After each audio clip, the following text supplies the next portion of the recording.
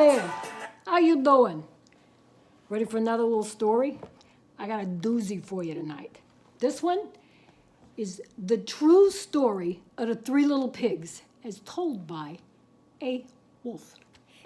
Get it? Everybody knows the story of the three little pigs, or at least they think they do. But I'll let you in on a little secret. Nobody knows the real story because nobody has ever heard my side of the story.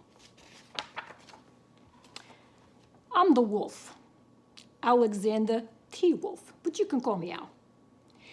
I don't know how this whole big bad wolf thing got started, but it's all wrong. Maybe it's because of our diet.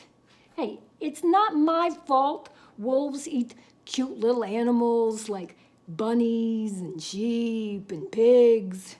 That's just the way we are. Hey, if cheeseburgers were cute, folks would probably think you were big and bad too. See? But look, I ain't so bad. I'm cute. And look at that cheeseburger. Ain't that cute? Wouldn't you love to take a bite out of that?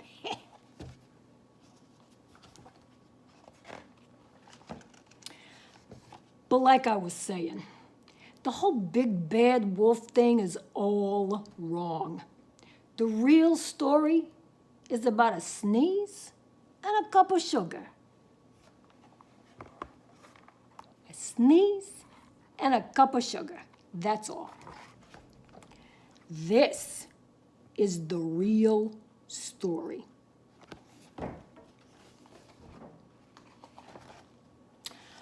Way back in Once Upon a Time, I was making a birthday cake for my dear old granny.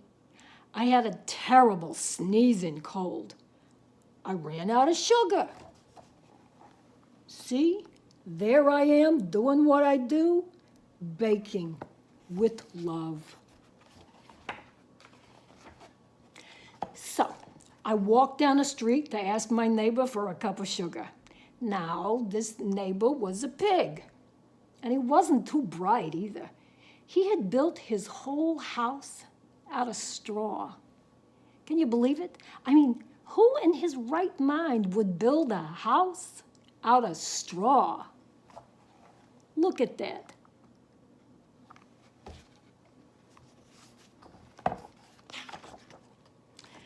So, of course, the minute I knocked on the door, it fell right in.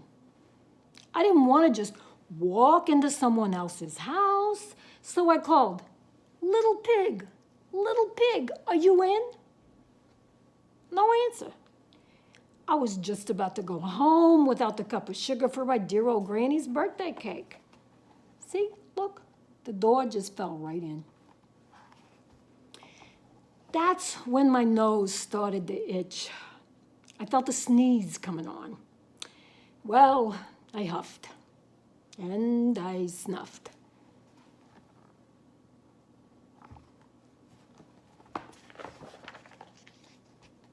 And I sneezed a great sneeze. Achoo!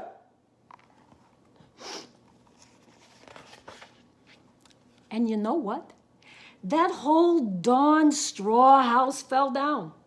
And right in the middle of the pile of straw was the first little pig, dead as a doornail. He had been home the whole time. Look at that. You see that pig down there? Well, it seemed like a shame to leave a perfectly good ham dinner laying there in the straw, so I ate it up. Think of it as a big cheeseburger just lying there. That was me thinking about cheeseburgers. I was feeling a little better, but I still didn't have my cup of sugar, so I went to the next neighbor's house. Well, this neighbor was the first little pig's brother. He was a little smarter, but not much. He had built his house out of sticks. Look, that is what you call living in the sticks. Well, I rang the doorbell on the stick house. Nobody answered. I called, Mr. Pig? Mr. Pig, are you in? He yelled back, Go away, Wolf. You can't come in.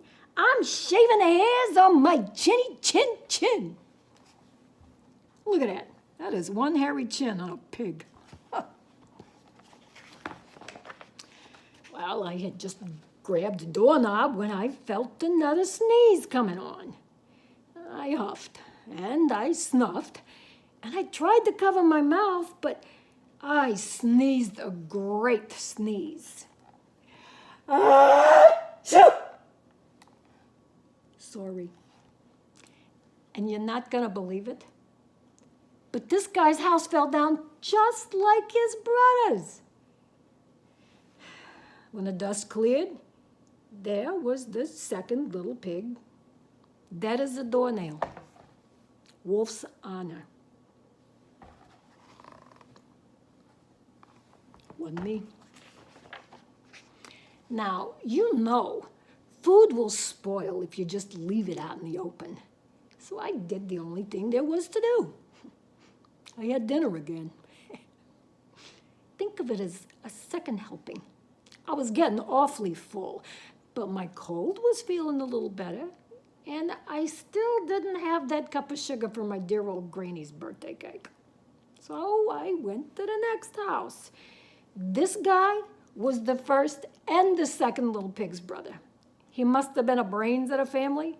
He had built his house out of bricks. I knocked on the door of the brick house. No answer. I called, Mr. Pig? Mr. Pig, are you in? And do you know what that rude little porker answered? Get out of here, Wolf. Don't bother me again. Look at that.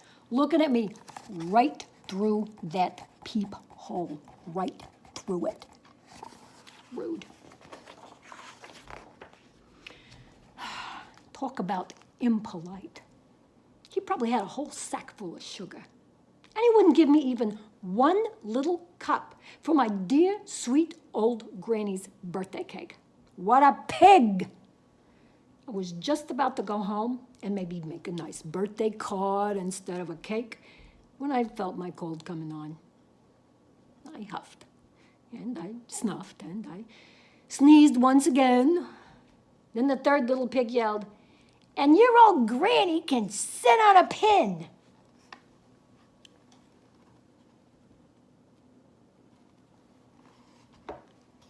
Yeah, that's what he said. Now, I'm usually a pretty calm fellow, but when somebody talks about my granny like that, I go a little crazy. When the cops drove up, of course, I was trying to break down the pig's door, and the whole time I was huffing and puffing and sneezing and making a real scene. That's the image they got from the body cams. What can I say? The rest, as they say, is history. There was the headline.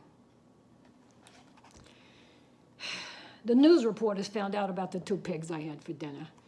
They figured a sick guy going to borrow a cup of sugar didn't sound very exciting, so they jazzed up a story with all that huff and puff and blow your house down. And they made me the big bad wolf. That's it. The real story. I was framed. But maybe you could loan me a cup of sugar. Now, sleep on that.